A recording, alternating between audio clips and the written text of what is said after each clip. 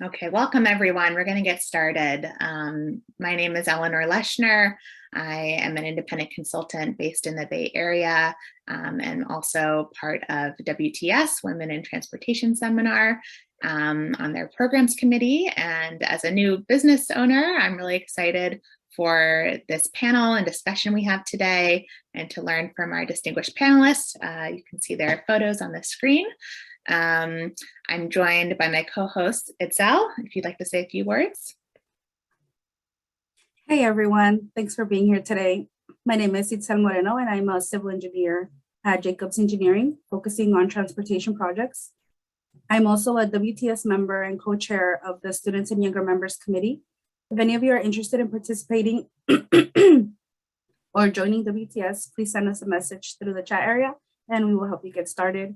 And I'll hand it back to Eleanor to give you guys a high overview of the event. Thanks, great. Yeah, so first we're going to hear from our experienced panelists about the practical and administrative steps needed to start your own business. And then we're going to move into a more interactive Q&A and discussion based on what you folks in the audience, most want to know about. So definitely start thinking about, any questions that you may have. In the meantime, we encourage folks to introduce yourselves in the chat. Let us know, what interests you about this event, why you're here today. And if you want to share, whether you are a student or a working professional or a small business owner, that would also be helpful just so that we know who's in the room. So please introduce yourself via the chat. We'd love to see who's here. In terms of question and answer, please add any questions that you have in the Q&A panel, and we'll address, try to get to all the questions during the Q&A period in the second half of the program. I'll just say a few words about WTS and Mineta Transportation Institute, which are the two organizations co-hosting this event today. No matter where you are in your career, WTS has a lot of opportunities for you to learn and grow. We have mentoring programs and leadership programs for people, earlier in your careers, and our professional development sessions are geared for everyone, whether it's about how to perform better in an interview, how to network, or build your brand.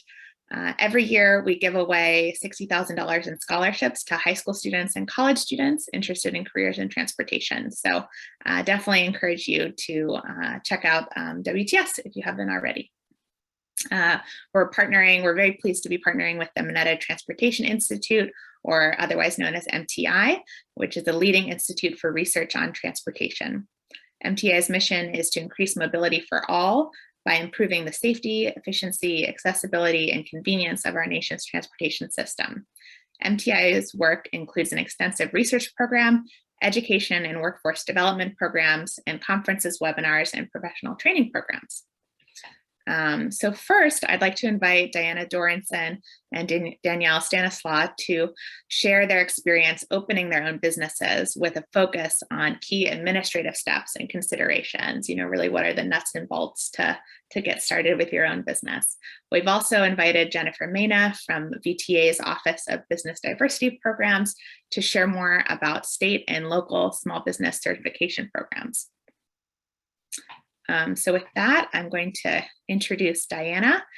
Diana started her firm in May 2006 and is a sole proprietor. Her professional services include providing financial analysis and performance assessment to help transportation agencies select, prioritize, and fund their investments in urban mobility. Diana's favorite non-work activities are cooking and hiking. Her cat Millie loves to say hello during video meetings. I'm also going to introduce Danielle Stanislaus, who is a subject matter expert in regional system planning and planning for operations, having spent over a decade working in the public sector at LA Metro and the Metropolitan Transportation Commission in the Bay Area. She is intimately familiar with the political, institutional, and technical issues that arise when developing, integrating, and successfully implementing regional and local operational programs. These can range from multimodal arterial system synchronization projects to full-scale incident and integrated corridor management initiatives. She has extensive experience in organizational management and process assessments, stakeholder engagement and consensus building, as well as financing of diverse multimodal transportation system management and operations projects. Danielle founded Emergent Transportation Concepts in 2014 and currently shares company ownership with 2 other partners. She is biracial and bicultural and looks forward to traveling to her father's native country of Sri Lanka in the future. So Diana, the floor is yours. Thanks, Eleanor. I want to start with a quick callback to what some of you may have heard if you attended session 1 of this series, which the panelists in that series talked a lot about the things they were thinking about when they were deciding whether to go out on their own, like what they were looking into and research they did about, for example, the form of their business, or if they wanted partners, or what kind of services that they would offer. And a big reason for that is that those decisions make a huge difference when you're actually going to set things up. You're going to want to make different choices. You probably will prioritize different efforts. And so just sort of setting that context for everything, it really makes a difference. So for example, for me, when I started my business, the 2 things I knew were that number 1, I wanted more control over my schedule, and my, for me, that was more important actually than growth. But at the same time, I knew I wanted to work for government clients. I had been working for bigger consulting firms to government. And so I focused on replicating a lot of what I had to do in those companies for my teeny tiny small 1-person business. And there's pros and cons to that. I spent a lot of time on it, and I probably could have skipped some of those steps. But also it set me up to have that structure so that I didn't have to build it later when I'm in the middle of a project and busy and have all this billable work. The point is to really try to get some of those things going so that you can jump on the opportunities. You're not bogged down in paperwork while you're trying to also get deliverables out the door. So that was sort of a big lesson that I learned. And Danielle, what about when you started? Yeah, thanks, Diana. So I couldn't agree more about that first bullet on the screen. And so why I started my business, actually very interesting story. My background, my master's is in public policy. And so I always wanted to affect positive social change and started doing intern work down at LA Metro, and then came up to the Bay Area and was at MTC. And it was a weird series of events. I always thought I'd actually be on the public or nonprofit sector. And going to the work designated parking lot one day after work, I was hit as a pedestrian by an SUV and had to deal with some pretty serious health issues that required me to take substantial time off of work, not be upright in meetings. I had a whole team of staff that I was overseeing, and that just wasn't sustainable. I had to really prioritize my health and have some really interesting work set up, logistics from even just a computer standpoint to meeting standpoint, whatnot. So the flexibility that was afforded to me by starting my own business was really kind of what drove me into that. But at the core, I knew I wanted to continue to affect positive social change. And so no surprise that I knew at the outset that all of my clients and work were going to be public or nonprofit sector folks. So when I think about the practical steps, I really do think that being clear on your why are you doing this? What do you want to be doing? The why is key. The what, if you have a decent sense of what you want to be doing, what specific types of work, what specific types of projects, programs, planning, are you doing project delivery, things like that. I think if you have a decent sense of the what, that'll help. If you have a decent sense of the who, for me, I knew that I wanted to be working with a small team of folks, almost kind of like a little family. So my company, as the folks that introduced me said, 3 people, I could see it growing to be a small team, maybe 10, 15. I don't see us getting much bigger than that, but we knew that at the start. So I think, knowing your why is key. If you have a good sense of your what and your who, that's helpful. And that will all dictate your how, when, and where. And so that's what I think I'd just say out the gate.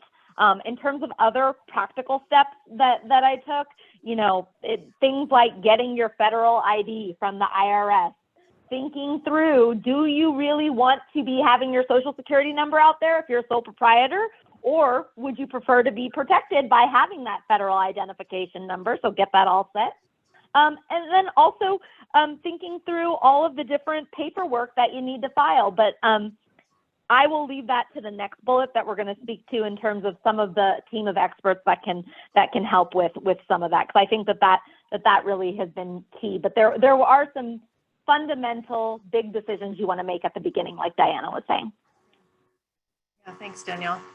So I think you had the strongest story about this. Find a team of experts to advise you. When we were talking before this panel about what we want to talk about, we both have experience with trying to get help to get started. And unfortunately, mine, it was not the smoothest experience. I went out and got an insurance broker and a bookkeeper, and I did all that stuff. But I made the mistake of picking folks who didn't have any experience with government contracting. And that was a painful process to learn that they didn't understand some of that nuance, some of the details about billing rates and allowable expenses, some of the things that government clients want in insurance. And so, my advice here is that you need to get help, because you can't do it all. There's literally too much to become an expert lawyer, to become an insurance expert, to become all these things. But I strongly recommend that, building on this thing of what are you doing? Who are you serving? Think through that business model, because you want to find advisors and experts that are supporting you who have experience in those particular sectors. Folks on the attending today might not be interested in government contracting. You might want something else, but make sure that you have an expert who knows that field, because that's really the sweet spot of getting good advice and of getting help so that you can offload some of these tasks and focus on your work. Thanks, Diana. Yeah, so I'll just pivot off of what she said and give some specifics for my company and myself. So keeping in line with what I said earlier about knowing that we wanted to have a small team of folks, it was essential to meet with a small business lawyer. And as Diana said, a small business lawyer that was familiar with small business contracts in the government sector. So that lawyer helped guide and advise on whether, for us, it ended up being an LLC. We are able to do that. We don't do work that requires an engineer's seal, things of that nature. So there was a certain structure for the type of work that we were doing, for the number of business partners that we had in mind. And that business lawyer, small business lawyer, was really invaluable, because as Diana said, there was no way I have enough time in my day to become a legal expert. Similarly, getting with an accountant, a CPA, that could help make sure our books were straight from the start, because of course you're dealing with government, and so there's going to be a whole bunch of hoops you have to jump through, having your numbers set, having all the information so you can slice and dice it in the various ways that the myriad of agencies will ask for it. So you want to try to set yourself up on the front end for that sort of success, even though those hiccups will still come, I promise. But if you have that CPA that's there kind of waiting in the wings, then you don't have to become an accountant, contract specialist, things like that. Then the next place that we went to was actually a bank that was privy and familiar with small businesses to help set us up with some of that banking experience, so that we had our things set up on the back end, because again, for us as a 3-person business, there is all of that administrative, profit sharing, all of those things that go in line with that. So to make sure we were all set and squared away on that front. Similarly, a small business insurance broker. This person is essential when understanding the numerous insurance requirements that come up, especially when you're dealing with government contracts. And heck, even if you're a sub to a bigger consulting firm that's a private entity, and even if that private entity decides to assume some of that insurance risk, they still are bound to that public entity that likely has a whole bunch of hoops to jump through.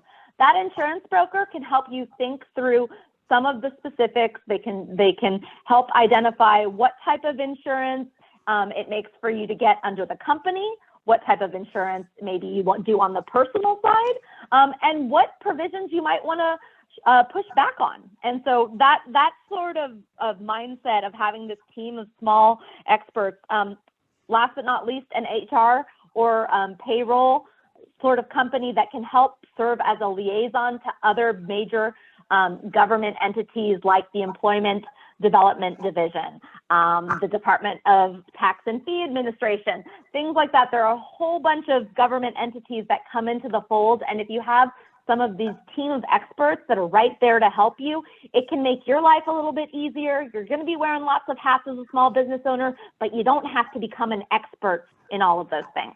So that's what I'll add on that. Yeah. And I'll just add one thing, which is that it's not necessarily about paying for them to set everything up from day one, right? But what you want to do is have those people that you can turn to ask for questions and advice about which choices you should be making is really the subtle. Absolutely. Yeah. And so on that note, one of those terms is this third bullet about contract terms. You know, when I started, I just like get the contract and I would read it. And it seemed like it made sense. And then, I'd sign it.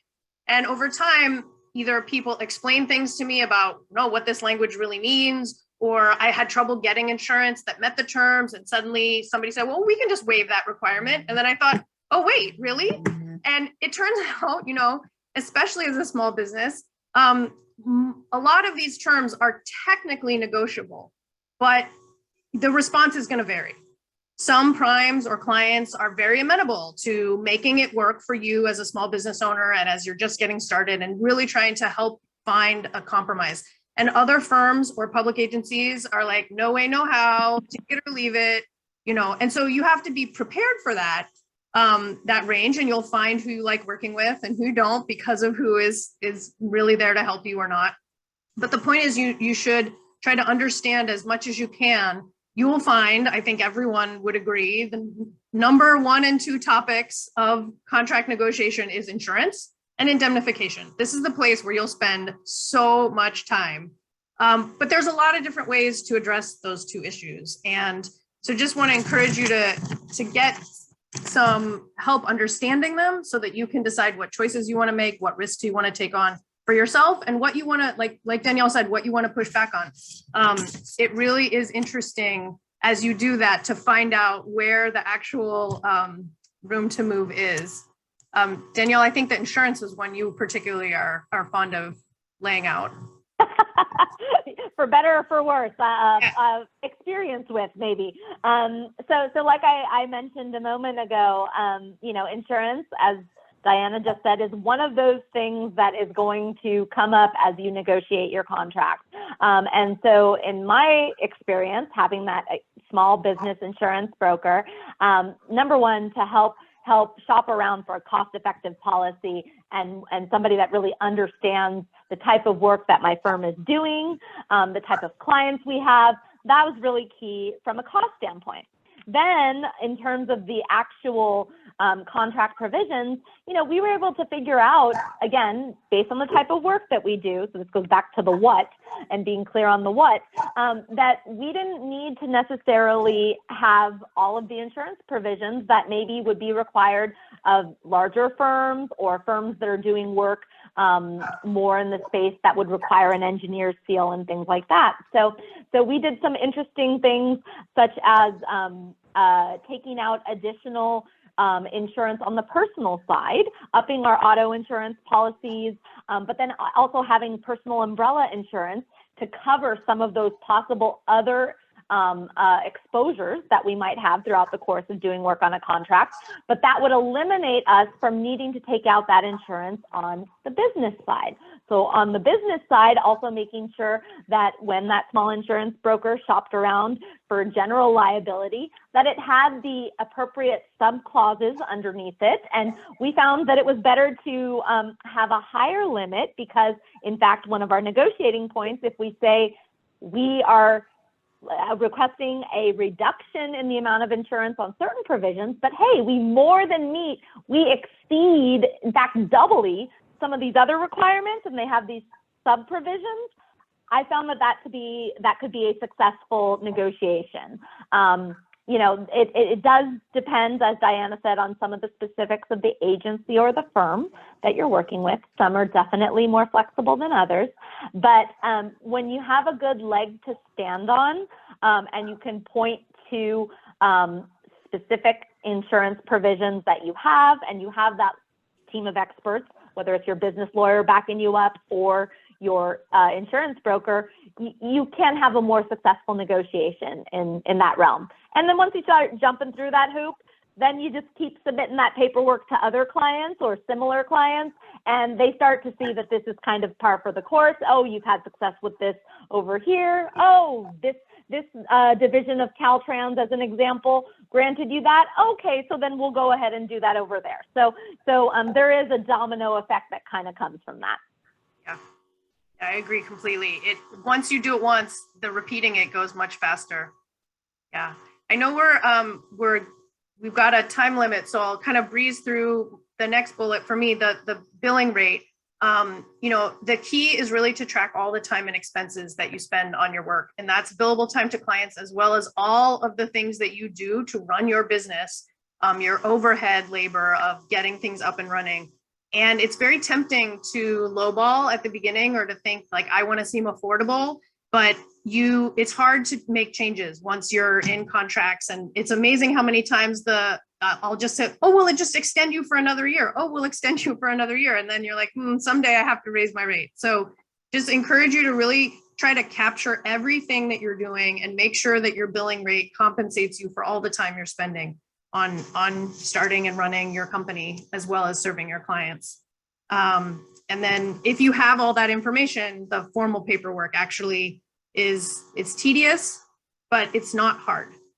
Just to encourage folks. And the only thing that I'll add on to that is that there is paperwork out there to help streamline some of this, such as something called the safe harbor rate for newer businesses that don't have that data yet established that Diana was talking about, that whole backlog of history. And so there are some tricks and tips and places that can assist with some of that as well.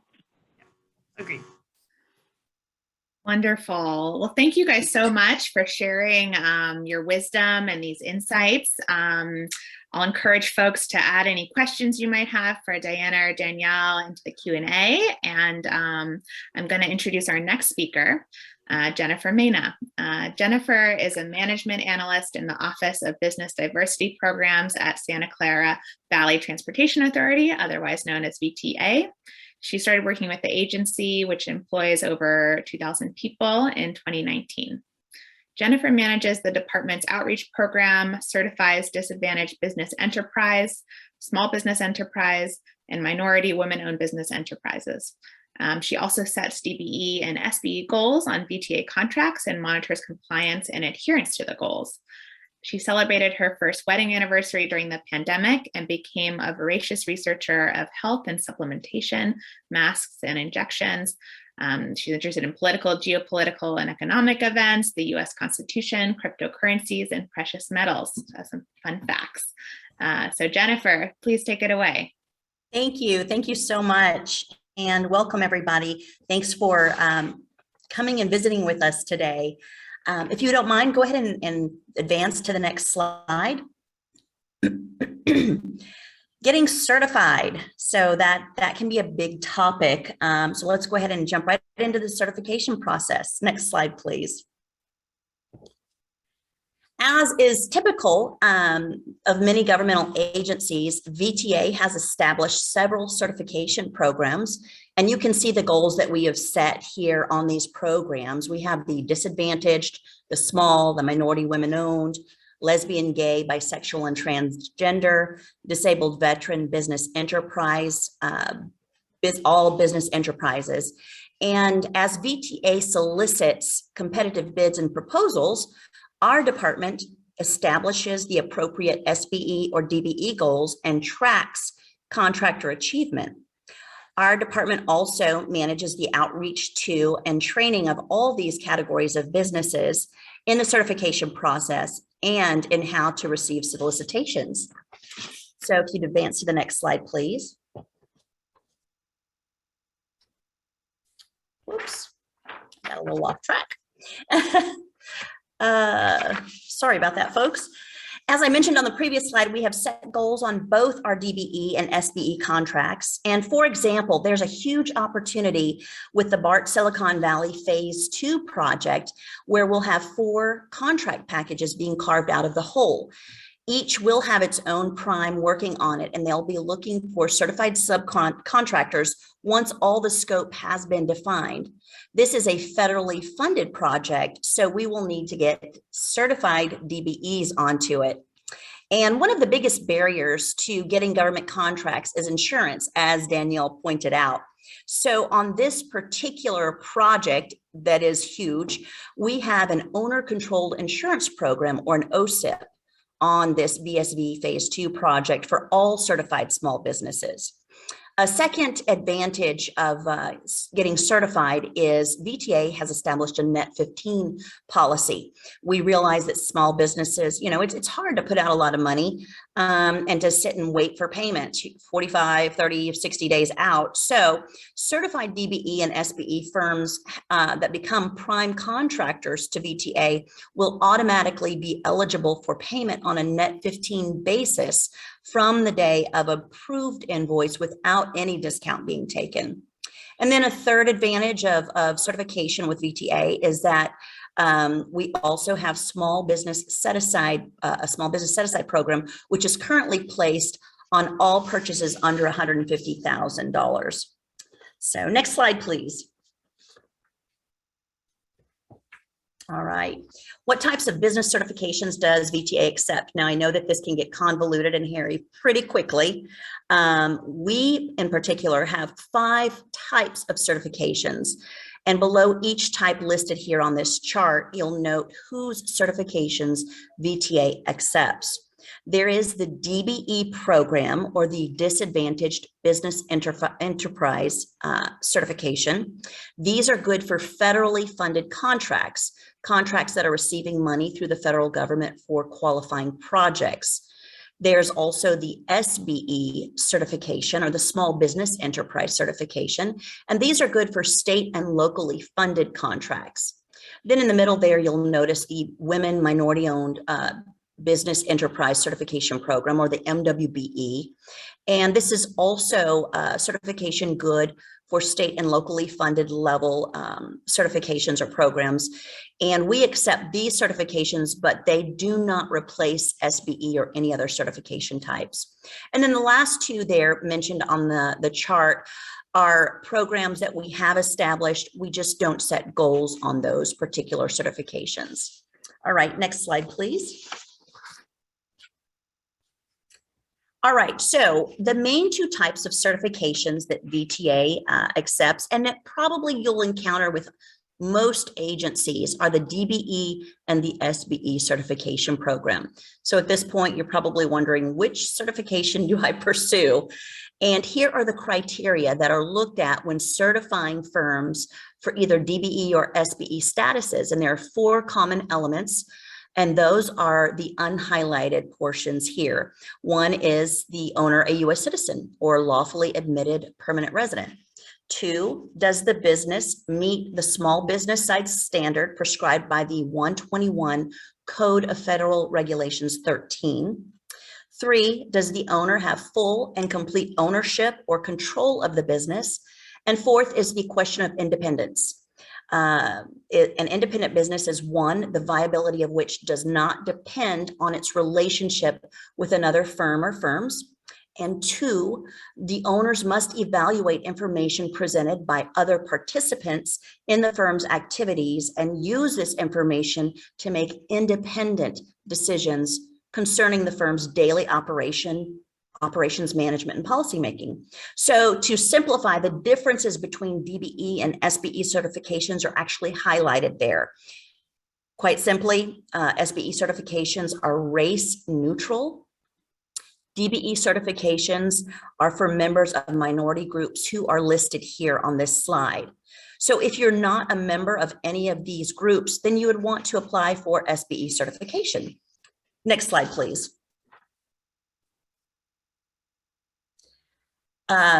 Where do I go to get certified? VTA certifications, online certification applications are listed here at this link. And certifications normally take up to 90 days once we have received all of the required documents. Next slide, please. Supplier registration. All right, advance ahead. So if you already have your business set up and you wish to find upcoming solicitations here at VTA, I'm going to quickly point you to that process.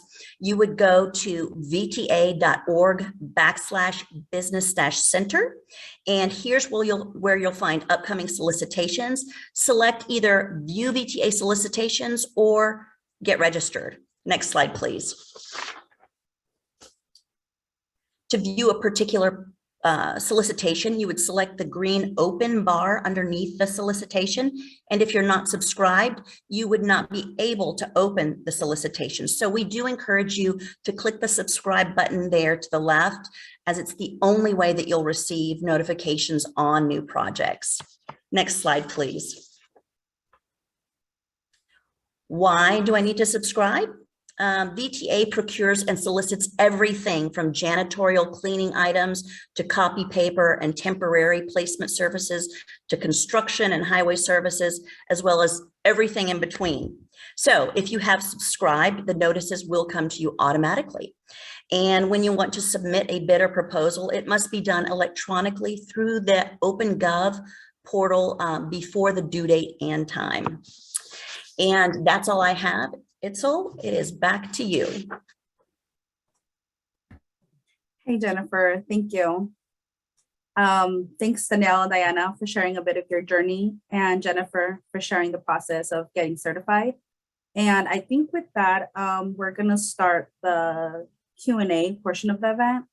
I participants to ask questions on the Q&A section of the webinar. All right, we have everyone on screen. The first question is for Diana and Danielle. What do you wish you knew or did before you started your company, such as lessons learned, to share with new or aspiring small business owners, please? You want to start, Danielle? Go ahead, Diana. You Well, want to take it? Sure. First? So I think the couple things that come to mind. One is that the billing rate, it's more complicated than it seems at the outset, or, it's actually a lot of very complicated legal requirements, but I wish I had tried harder to simplify things. And when I started, the safe harbor rate didn't exist. I'm quite jealous of it now because it came out after the time window that I would have been eligible to use it. But I would just encourage everybody to try to keep your billing rate simple as long as you can. To use negotiated billing rates. Like there's this real push-pull of should you go through all of the trouble, and at some point you're probably going to have to, so I would at least get familiar with it. But to the extent that you can take advantage of those elements and try to get yourself to a place where your rate is, you have to triangulate between like what will the market bear and what is fair for a person with my qualifications, but also is it enough to pay me to actually keep going? That's probably the biggest thing. I have others, but why don't you go ahead, Danielle? Lessons learned, I think, again, just really making sure that you do find those trusted professionals that even if they're not your immediate team that's a part of your organization, but that they are essentially your extended team, and that you've got folks that you truly can trust, and that those folks are themselves, sometimes they can be small businesses too. And that means that they may come and go, and that you really need to make sure, because you are going to need to pull upon those contracts or contacts or various contracts throughout the whole life of your business. And so having that team be accessible to you at any given time, because you kind of don't know what you don't know, but if you have some stability of those folks that are there to serve you, that becomes a really huge resource. And I will say that on the HR side, more recently, because there have been so many changes, including all through the pandemic with California laws and policies and things of that nature, having somebody that's helping track that, that's helping serve as a liaison for all of those required tax purposes and things like that becomes invaluable. Thank you both. I definitely think you guys both answer that everyone should know their value, right? And should have a team on their side. So thank you for that. Before we start with the audience questions, Jennifer, I do have a question for you. Sure. What is one piece of advice you would give new or aspiring small business owners when starting the certification process? And I know you just went over that, so thank you for sharing. Sure. Well, I would just point out that before you begin filling out applications, decide if you're wanting to go for federal dollars, state or locally funded contracts. If federal, go ahead and go through that painstaking process of completing a disadvantaged business enterprise or DBE application from the get-go. And in most cases, having that will most likely qualify you for the state and local certifications, no matter what agency you go to, or at least get you past most of the process that they're requiring for those other types of certifications. And I will mention that all DBEs are SBEs, so that's another thought. But as well, be sure to note that not all small business or minority women-owned business certifications are the same across the board, nor are they all accepted by every agency or organization. And as mentioned in my presentation, VTA accepts these levels of certifications, but only from a couple of other organizations. So that's something to think about up front. Yeah, if I could add on to that, it was a real shock to me that there's a public agency that for their internal small business certification, not the state one, but theirs, they literally use the DBE forms for the state, but they won't accept the DBE certification as evidence of your small business status. They make you do it all again. But on the other hand, it's literally all the same paperwork. So you've already done it. It's just you have to submit it a second time and you have to get a password for their system and upload the documents to their system. It's not hard, it's just annoying.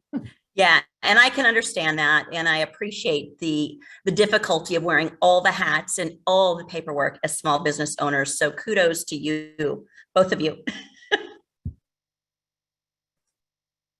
Yeah, definitely. Thank you, Jennifer and Diana, for adding to that. I think we're going to move to a question from Paula.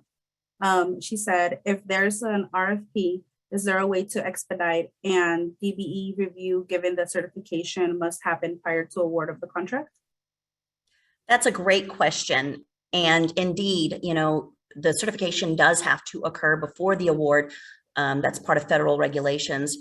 What VTA does is if you are considering a solicitation, we would encourage you to immediately send us an email and let us know, hey, I am applying or I'm responding to this particular RFP, and would you push my application to the front of the line? And we'll do everything possible to help you be successful in that effort.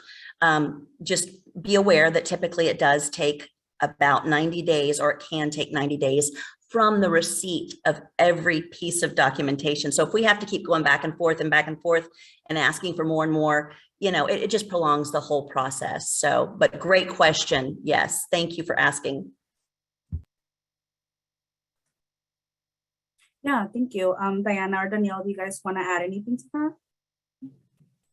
Okay, sounds good. We have another question from Aleda. What do you think is the initial investment to get all of these consultation experts? Are there resources for bidding small businesses that can help set up a business and get you going? Do you have to sign a contract with these experts? And let me know if you guys want me to repeat that. Sorry, that was the wrong one. I can field that first from my experience. So I think when you're starting up your business, especially if you're going to be dealing with partners and that whole bank expertise and whatnot, you're thinking about how much money you're going to put in the bank to start with before you start bringing in money.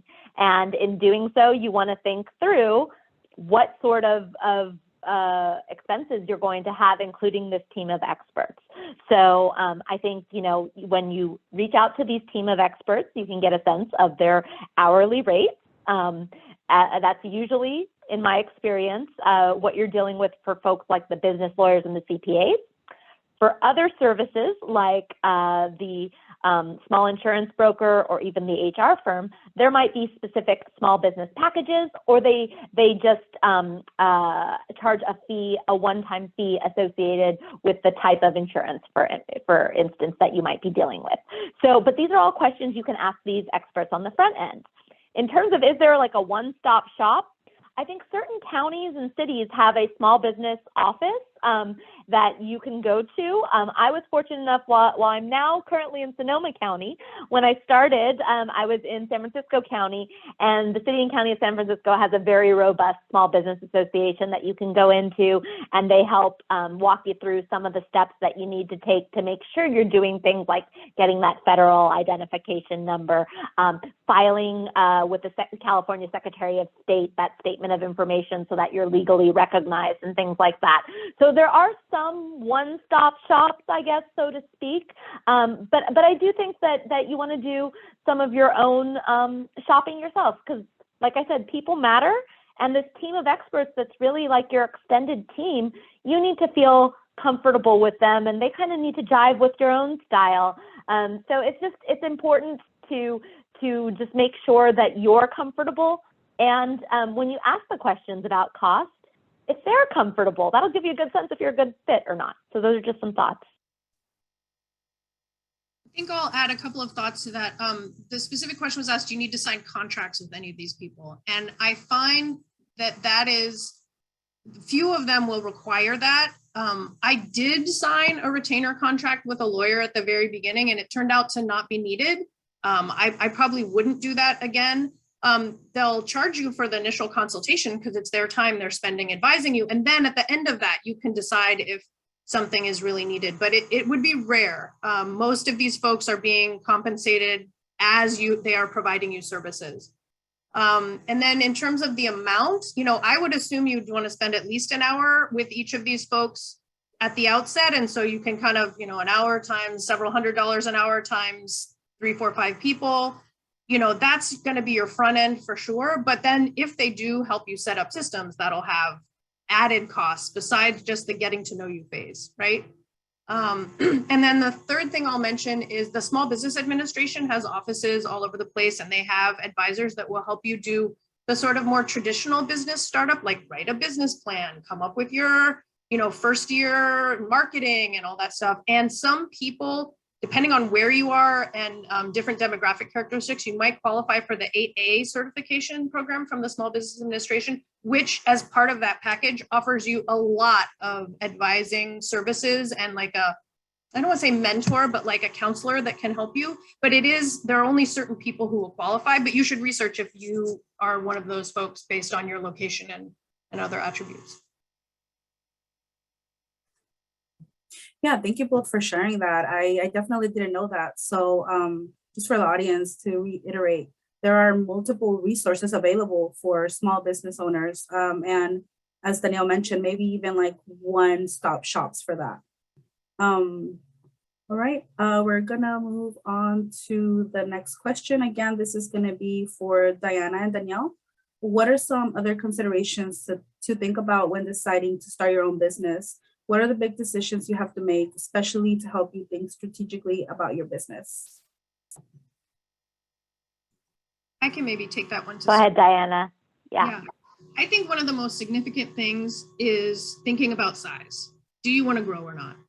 And if you're starting by yourself, think about the fact that when they hire your company, they're really hiring your resume, right? With your particular skills and experience. And then if you want to add somebody, you have to now convince the client that this person is at least as good as you for getting the work done if you want to offload any of the work. Now, maybe not. Maybe you hire somebody or you make a partnership and that person goes and pursues their own package of work. But in terms of trying to grow and trying to share responsibilities, that's a really tricky thing.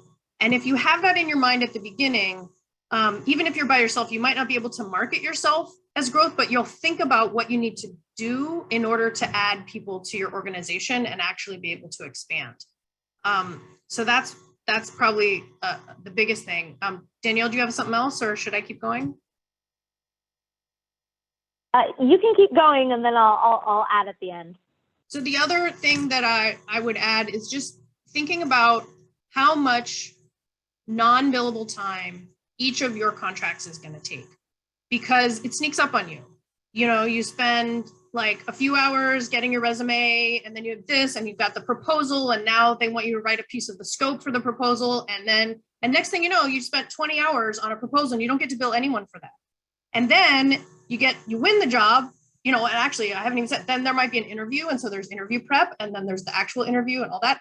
Then you win the job. Now you have to negotiate the contract and go get your insurance. And that's another bunch of hours. And then, you know, every month you're dealing with all your accounting, which maybe you're outsourcing some of that, but maybe you're not.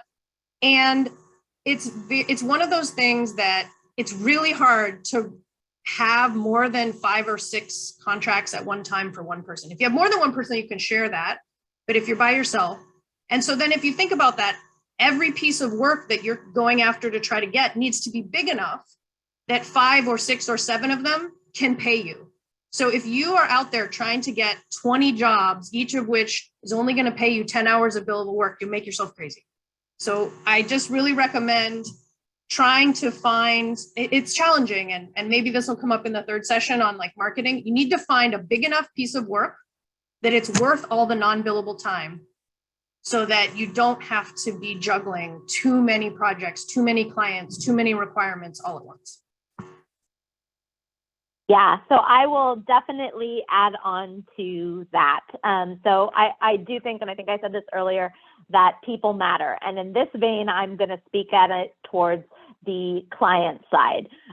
Who you work for matters. And how much flexibility and how much demand they have for your time or your team's time, how long that contract period is.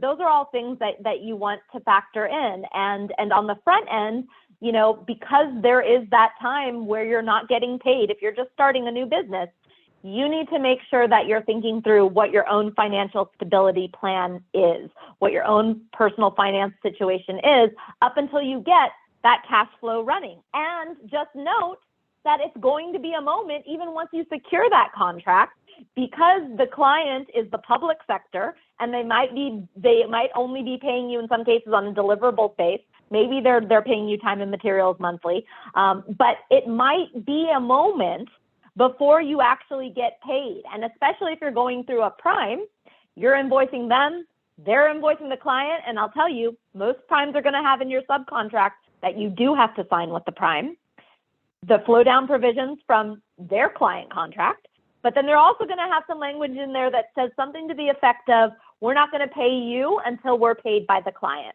And the client is that public sector, and we all love government, but government bureaucracy, the struggle can be real. So just know that there is a lag time, and you need to be able to factor that in when you're thinking about your ongoing financial stability. And if you have a team and you're doing things like payroll, how often are you paying people? What does that look like in terms of what people need and what frequency? Is it biweekly? Is it monthly? Is it quarterly? What do you and your employees need from a financial sustainability standpoint? And how does that relate to the contractual mechanisms that you're signing on for? Those are some huge things to consider. Yeah, thank you both for sharing that. I think that's definitely important. I'm gonna ask one question for Jennifer. Jennifer, how effective have DBE and SBE programs been recently and historically? How is this measured, monitored, and what have been the findings in recent years? Great question. Thank you, Itzel. Agencies utilizing federal dollars for their projects or programs must utilize certified DBE firms. If they don't, they can lose their funding. So likewise, VTA also sets SBE goals, and all of this is public information. We report to our board on a regular basis to ensure we are meeting our commitments in terms of DBE and SBE participations and overall goals. And as I mentioned during the presentation, our office, the Office of Business Diversity Programs, monitors compliance and with monthly audits on every contract. So there are times when a percentage of funds are withheld from the prime or to the prime contractors for non-compliance. So we do take it seriously that we are utilizing small, disadvantaged, minority women-owned businesses, and that we are meeting the goals. We do have to report up, and it can be very serious if we lose our federal funding. So. Thank you, Jennifer. Thank you. I think we're gonna do one last question. What are the major pros and cons of being self-employed versus working for a company or someone else? I'll start. I think for me, the pro of being self-employed is that I am my own boss. I don't have to ask someone for vacation time. I don't have to tell somebody that I don't want to work on that project. I get to make those decisions. The con is that sometimes things are coming at you, and even though I'm still the one with the hat on that can make the decisions, it's there's still a lot of constraints that you can't change. And so like getting used to that feast or famine, that sometimes none of your proposals come in and sometimes all of them do. And you're gonna have like the winds of change are gonna blow, and there isn't a person, or maybe there's only a couple of people for other folks, but for me, there isn't another person that I can be like, hey, can you help me with this? Can you take this piece of work from me? It's mine and it's all mine. But that means I'm the one staying up late to get things done. You know, for me, that was actually the point. I wanted to be the one making the decision that it was worth the extra effort. And so I'm happy with that, but you have to decide if that's right for you. You know, if you're going to be at home all by yourself, can you be motivated? Can you really push yourself? And if so, then I think it's great, but everybody has to make that decision for themselves.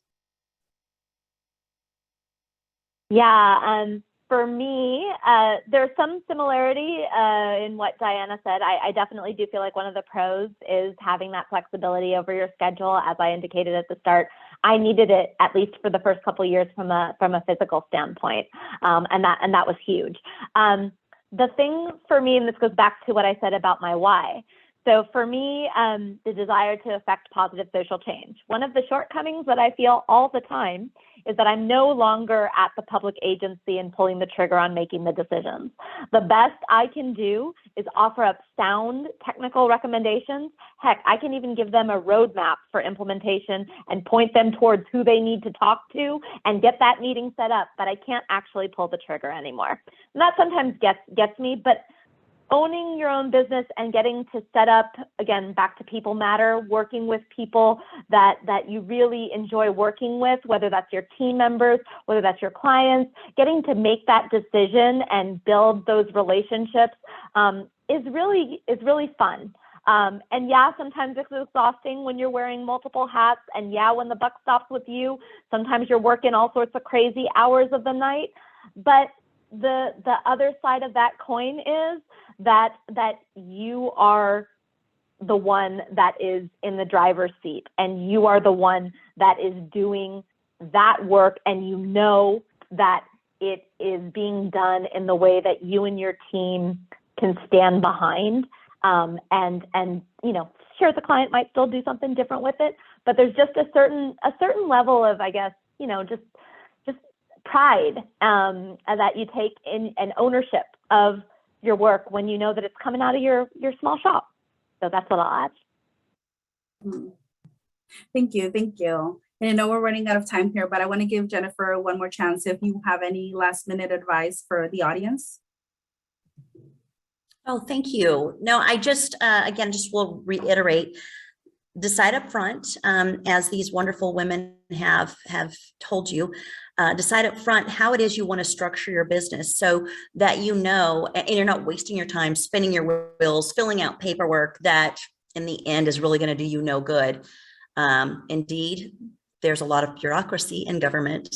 So that's a really key thing to know up front, how it is you want to, what path you want to go down, and do the hard work of that up front, and don't waste your time or spin your wheels. Thank you. And Danielle, Diana, I know you guys talked a lot about like the flexibility and making sure you guys are getting paid for non-billable work, but is there any last minute advice you guys would like to tell the audience? I guess maybe it's sort of a shameless plug, but I think, you know, the way that the last question was phrased kind of leads you to believe that maybe you do your own business by yourself, or you go and you work for a huge firm, or the client side, an agency. And I guess there are those of us that are running small businesses, and there might be an opportunity to slot right in to somebody that's currently a sole proprietor by themselves, or somebody that's got just a tiny staff of, you know, 3 or 4. And so there might be, if you don't feel like you're necessarily up to the task of starting from scratch, you might be able to find a structure where you still get to be your own boss, because you're tapping into a small agency or firm, I shouldn't say agency, firm that already exists. So those are just some final thoughts. Thank you. And Diana, any last minute? No, that's a great place to end. Thanks. Okay. Danielle. Sounds good. Thank you. And I think with that, I'd like to close. So thank you all for participating, all of the audience for being here. Just a reminder that this is the second out of 3 of the 3-part series of how to start your own business. The third one's going to be coming up on next month in April. It's going to be On April tentative. 26th, yeah, Mhm. we're about to announce it. So yeah, look out for an announcement on the 3rd event in the series. And thank you everyone so much for being here. Do you want to share a little bit more about these? Yep. Yeah, we have some upcoming events both for WTS and MTI. Just next week, we have the Mega Regional Priority Projects panel. We have a mock interview workshop next month. Again, the How to Be Your Own Boss Without Going Broke or Crazy Part 3. That's going to be about getting work. And then for MTI, we have the Hands Exploration of the Bay Area, California Bicycle Summit, and MSTM informational session. These slides are going to be passed, so you guys can click the links to find more information on that. Eleanor, do you have any final words? Oh, just thank you everyone so much again for participating, and thanks again to our panelists. I really learned a lot, and yeah, hope you all can join us for the 3rd session in April. Thank you. Thank you. Thanks, everyone.